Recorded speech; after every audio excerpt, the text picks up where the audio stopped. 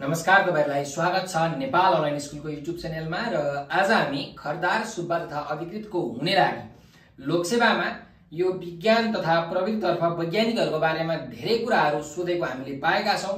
So आजको यो भिडियोमा हामी वैज्ञानिक भाग 1 लिएर आएका छौं, जसमा हामी आज 5 जना वैज्ञानिकको बारेमा विस्तृत रूपमा जानकारी लिनेछौं, जुन तपाईहरुलाई लोकसेवाको जीकेमा चाहिँ फर्स्ट पेपरमा जोडा मिलाउ जस्ता प्रश्नहरुमा ठिकै बेठिक छुट्टियो जस्ता प्रश्नहरुमा अथवा straight forward level 1 level 2 level 3 सबै प्रकारका क्वेशनमा यस्ता क्वेशन्सहरु आउँछन्। सो सुरु गरौं हाम्रो सबैभन्दा पहिलो वैज्ञानिक आर्किमिडिजबाट। यिनको जन्म ईसापूर्व 287 287 बीसी मा ग्रीसमा भएको र यिनलाई हामी ज्यामितिको राक्षसका उपनामले पनि चिन्छौं। खासमा यिनका गुरु थिए युक्लिड, जसलाई हामी फादर अफ ज्योमेट्री भनेर पनि भन्ने गर्छौं।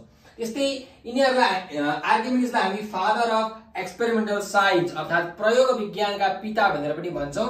र यिनको एउटा फेमस डायलग छ, give me a place to stand on and I can move the world. हो यो भनाइ कसले भनेका हुन् भन्दा आर्किमिडिजले भनेका हुन् र यही बेला उनले उत्तोलकको सिद्धान्त प्रिन्सिपल अफ लिभर पनि प्रतिपादन गरेका छन्।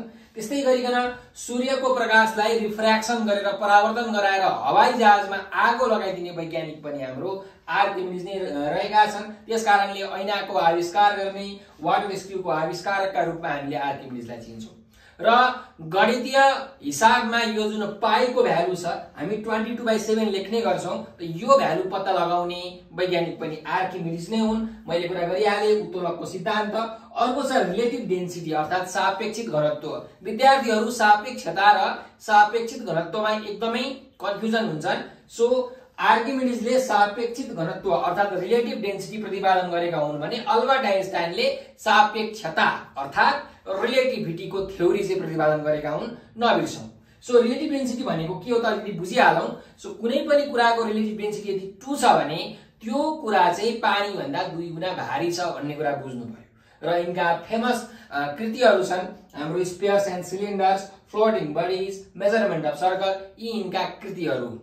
त्यसै गरिकन अब हामी आउँ अर्को वैज्ञानिक ग्यालिलियो ग्यालिली, जसको जन्म इटालीमा सन् 1564 मा भएको थियो र सन् 1609 मा यिनले टेलिस्कोपको आविष्कार गरेका थिए र टेलिस्कोपको माध्यमबाट अन्तरिक्षमा पहिलोचोटि हेर्ने वैज्ञानिक पनि यिनै हुन्। र शनि ग्रह पत्ता लगाउने, शनि ग्रहको चाहिँ वरिपरि 7 वटा रिङहरु हुन्छ भनेर पत्ता लगाउने वैज्ञानिक पनि ग्यालिलियो ग्यालिली नै हुन्। र सूर्य चाहिँ यो पृथ्वी ग्रह उपग्रहहरूले सूर्यको वरिपरि घुम्छन्, सूर्यको परिक्रमा गर्छन् भनेर घोषणा गर्ने व्यक्ति, पत्ता लगाउने हैन, पत्ता लगाउने निकोलस कोपर्निकस हुन्। सो घोषणा गर्ने व्यक्ति, पहिलोपल्ट घोषणा गर्ने व्यक्ति पनि ग्यालिलियो ग्यालिली नै हुन्, जसको कारणले गर्दाखेरि विभिन्न क्रिश्चियनका धर्मगुरुहरूले यिनलाई जेलमा पनि हालेको थियो भनेर हामीले कथामा पढ्ने गरेका छौं। त्यस्तै गरिकन नेभरदलेस इट मुभ्स भन्ने एकदम प्रसिद्ध भनाइ छ यिनको ग्यालिलियो ग्यालिलीको, यो पनि हामीले याद राखौं। त्यस्तै चन्द्रमाको चाहिँ आफ्नै प्रकाश हुँदैन, यसले चाहिँ सूर्यको प्रकाशलाई चाहिँ रिफ्लेक्ट गरेर हामीले देख्छौं भनेर पत्ता लगाउने वैज्ञानिक पनि यिनै हुन्, ग्यालिलियो ग्यालिली। त्यस्तै ज्यामितीय कम्पास बनाउने, तापमापक यन्त्र बनाउने वैज्ञानिक पनि ग्यालिलियो ग्यालिली नै हुन्। लोकसेवामा अर्को के सोधेको छ भने लिटल भ्यालेन्स भन्ने कृतिका लेखक को हुन् त? यो हुन् ग्यालिलियो ग्यालिली। अर्को द स्टेरी मेसेन्जर भन्ने कृतिका लेखक पनि ग्यालिलियो ग्यालिली नै हुन्। अब कुरा गरौं हाम्रो एकदमै famous scientist sir Isaac Newton. हुन त हामी यिनलाई फादर अफ फिजिक्स भौतिक विज्ञानका पिता भनेर पनि भन्छौं, तर आधुनिक भौतिक विज्ञानका पिता भने जोन डाल्टन हुन्, कन्फ्युज नहुनु होला। यिनको जन्म इंग्ल्यान्डमा चाहिँ सन् 1642 मा भएको थियो भने 1667 मा यिनले ग्राभिटेशनल ल गुरुत्वाकर्षणको नियम यिनले पत्ता लगाएका थिए। हामीले एउटा फेमस कथा सुनेको छौं, स्याउको बोट मुनि बसेर चाहिँ पढिरहेको बेलामा अथवा केही सोच्दै गरेको बेलामा माथिबाट स्याउ खस्दाखेरि यिनले ग्राभिटी पत्ता लगाएका थिए भन्ने कुरो। त्यस्तै गरिकन यिनलाई गतिका नियम प्रतिपादन गर्ने वैज्ञानिकको रूपमा पनि हामीले चिन्छौं। Laws of motion, first law, second law र थर्ड ल। यो तेस्रो ल एकदमै चर्चामा रहेको छ।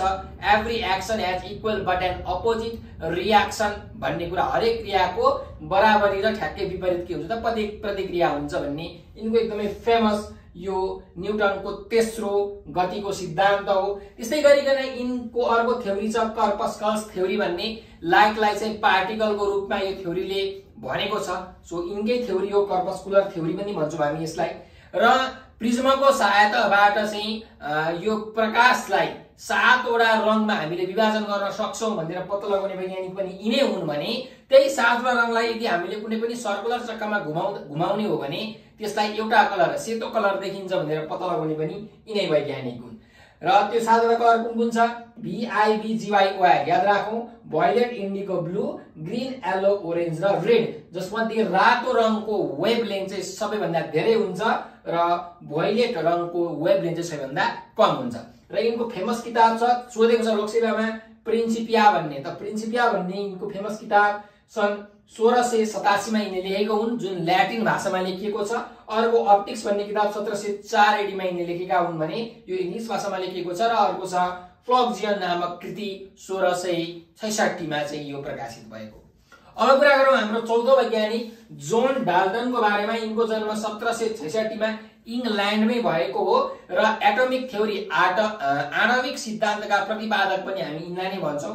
यो जुन प्रोटोनहरु हुन्छ positive charge, electron negative charge, neutron चाहिँ चार्जलेस, कुनै पनि त्यसमा चार्ज हुँदैन भन्ने यो थ्योरी छ, एटोमिक थ्योरीका प्रतिपादक हुन्। त्यस्तै ल अफ पार्शियल प्रेशर, अपूर्ण चापको चाहिँ सिद्धान्तका प्रतिपादक पनि यिनै हुन्, जोन डाल्टन। एकदमै फेमस भए यो कारणले गर्दाखेरि।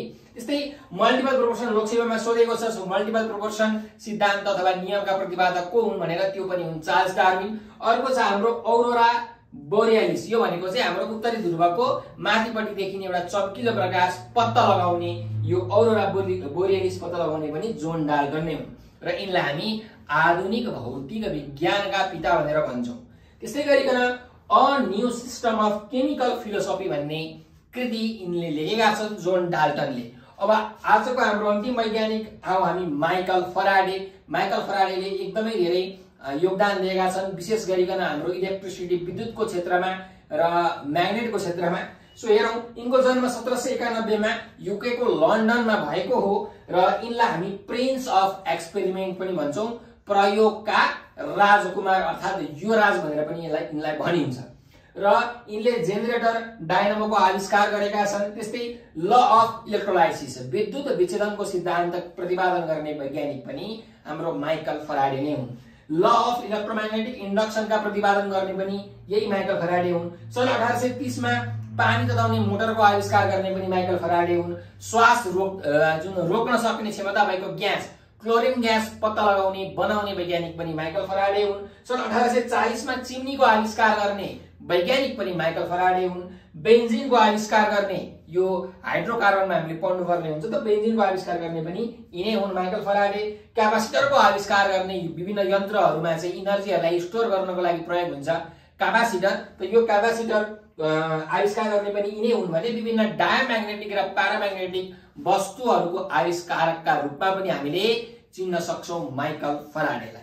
सो यी थिए 5 वटा वैज्ञानिक जसले विज्ञानका क्षेत्रमा एकदमै आफ्नो जीवन पर्यन्त महत्त्वपूर्ण योगदानहरु दिएका छन्। सो यिनीहरुको बारेमा हामीले अध्ययन गर्नै पर्ने हुन्छ। यो चाहिँ हाम्रो वैज्ञानिक भाग 1 को भिडियोमा तपाईहरुले हेर्नु भयो। अब भाग 2 मा हामी अल्बर्ट आइन्स्टाइन, अटो हानको बारेमा, थोमस अल्वा एडिसनको बारेमा विस्तृत रूपमा जानकारी लिनेछौं, साथसाथै अरु वैज्ञानिकहरुको बारेमा पनि लिनेछौं। सो त्यतिन्जेलसम्मका लागि म कृष्णदासलाई यहाँबाट बिदा दिनुहोस्। हस्त, धेरै धेरै धन्यवाद।